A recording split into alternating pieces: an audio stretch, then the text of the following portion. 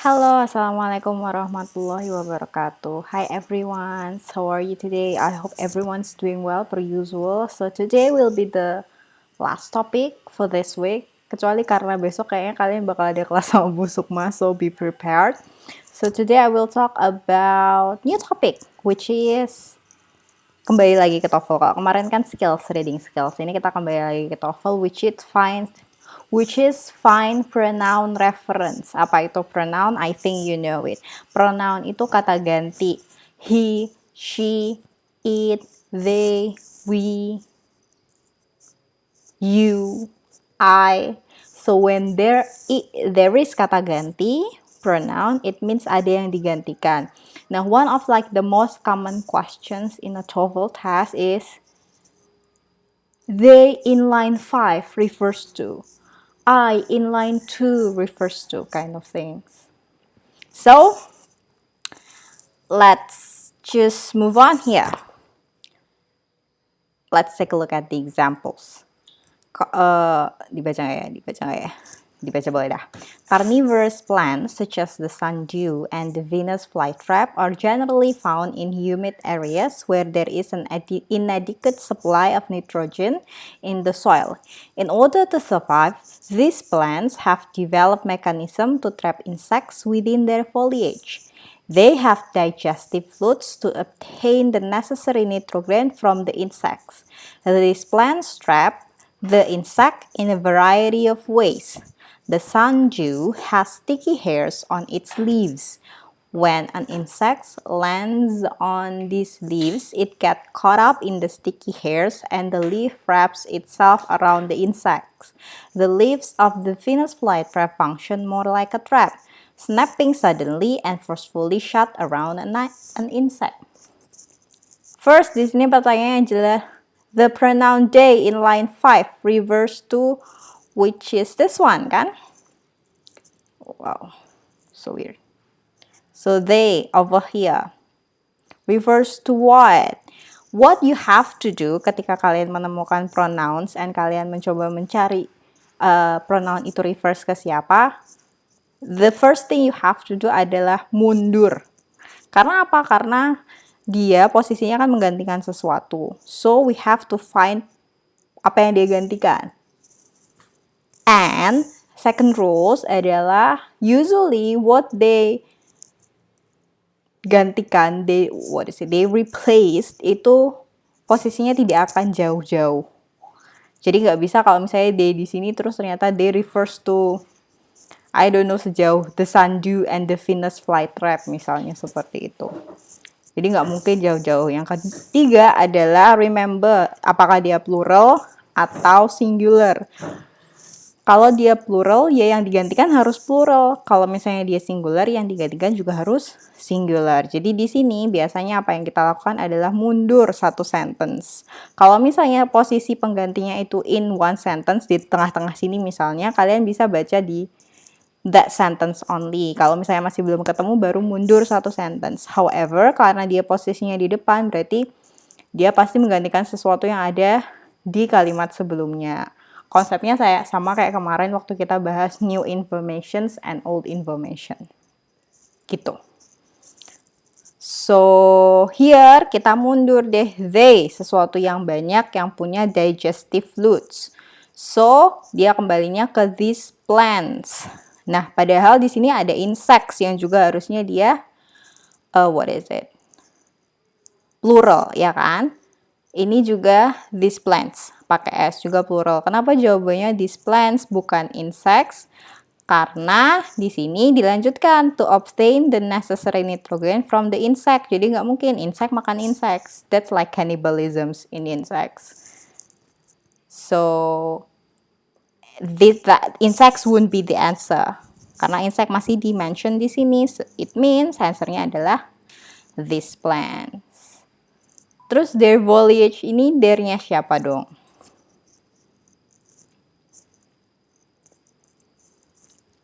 Their foliage-nya ini their-nya plants, jadi foliage-nya plants.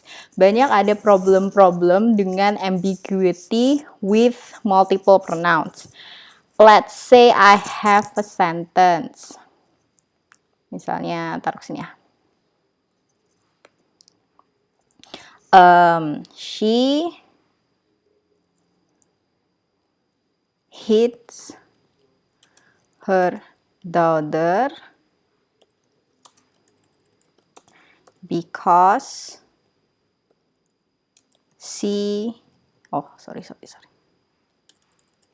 the mother hits her daughter because she is drunk. So here ada penggantinya, she is drunk. Tapi she di sini bisa ke the mother, bisa ke her daughter kan, karena dua-duanya cewek. Jadi yang drunk yang mana dong, mothernya apa daughternya? If we think logically itu juga mungkin kan. Jadi mothernya bisa dia mabok terus dia mukul anaknya, atau ibunya mukul anaknya karena anaknya itu mabok kayak gitu. This kind of sentence is called ambiguous sentence. Jadi memang beberapa jenis kalimat yang bermasalah. But usually kalau kita punya like longer context, you'll understand it. But this one sentence alone will not help you. Maka dari itu kalau untuk kayak gini juga kalian harus hati-hati. Nah kalau yang ini their foliage karena pasti ada kontennya within their foliage. Within-nya siapa? Within-nya plants bukan insects. So that's. Kalau misalnya kita cari lagi, dia nggak di sini. It gets caught up in the sticky hairs and the left wraps itself around the insects. It-nya refers ke siapa berarti?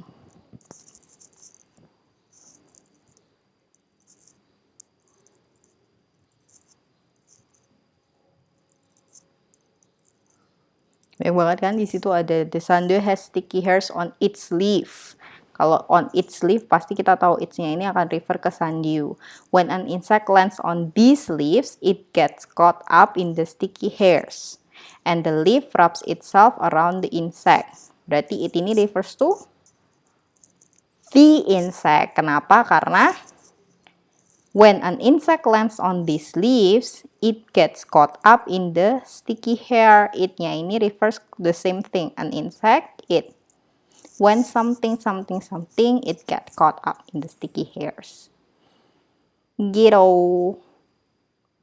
Next, coba yang ini.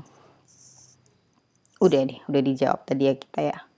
Insect lands on this leaf, it gets caught up in the sticky hair. Gets caught up, by the way, for a highlight, is it a passive voice ya? Gets caught up. Jadi kan passive voice, kalau kalian tahu passive voice, dia pasti pakainya to be biasanya kan.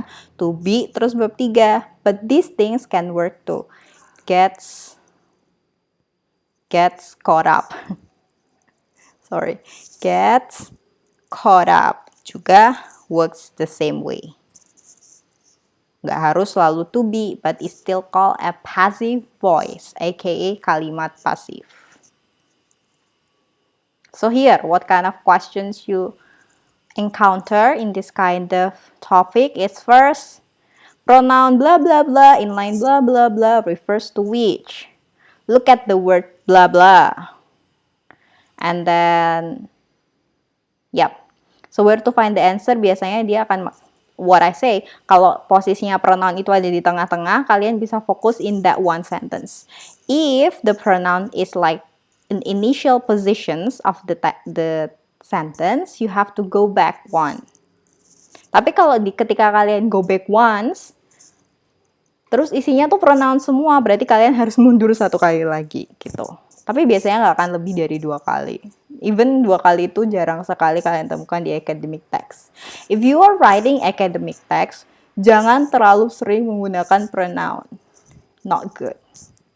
Karena kita harus refer, ini refernya kemana ya? Itu takutnya salah pahamnya banyak. So better you don't do that. Okay, now kita coba passage 1. The full moon that occurs nearest the equinox of the sun has become known as the harvest moon. It is a bright moon which allows farmers to work late into the night for several nights. They can work when the moon is at its brightest to bring in the fall harvest. The harvest moon, of course, occurs at different times of the year. In the northern and southern hemisphere, the harvest moon occurs in September at the time of the autumnal equinox. In the southern hemisphere, the harvest moon occurs in March at the time of the vernal equinox. The pronoun it in line 2, reverse 2. It in line 2. Here you go. It is a bright moon which allows farmer bla bla bla bla. Okay? So kita mundur satu. It berarti dia akan menggantikan one singular thing. It yang singular di sini ada the full moon. Ada harvest moon, but the full moon and harvest moon actually exactly the same thing, nama lainnya. Jadi the full moon that occurs nearest the equinox of the sun has become known as the harvest moon. Jadi di sini jawabannya adalah C, the harvest moon. Gitu. Mundur satu aja, nggak usah jauh-jauh. And then number 2, look at the word they in the passage. Click on the word or phrase that they refer to. Kita lihat they. Ingat, they itu plural, more than one. Jadi kita cari sesuatu yang lebih dari satu. Di mana? Di kalimat itu sendiri atau di mundur. Kalau kita lihat di kalimat ini kan ini a semicolon ya. Kalau semicolon itu berarti bukan satu kalimat. Ya, semicolon itu seperti jeda. But it's not a full sentence. Full sentence itu diawali dengan huruf capital and diakhiri dengan a titik, a period.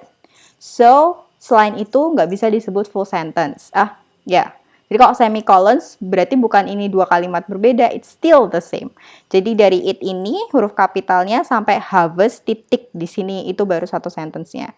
Di sini kalian hanya beristirahat. Jadi day di sini kita bisa lihat di that same sentence, tapi yang di sebelumnya nggak mungkin di depannya kan, karena dia gantiin posisinya. So here, it is a bright moon which allows farmer to work late into night for several nights.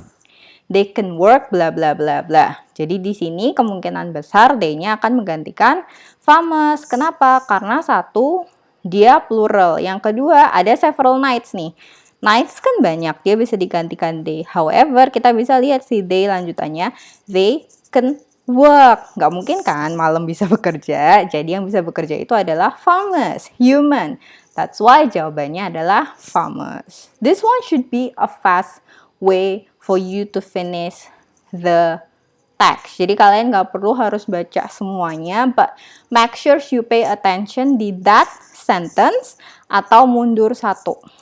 Mundur dua possible, but like it's very rare. That sentence or mundur satu. Plural or singular. That's it. If you do have any questions, please save it for Monday. Ini sisanya kalian kerjain deh. Buat nanti dibahas sama Bu Sukma. Nanti I'll tell Bu Sukma to talk about it with you.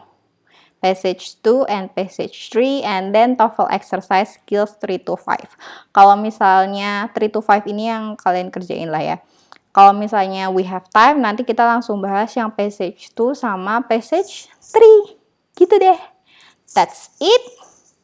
Wassalamualaikum warahmatullahi wabarakatuh.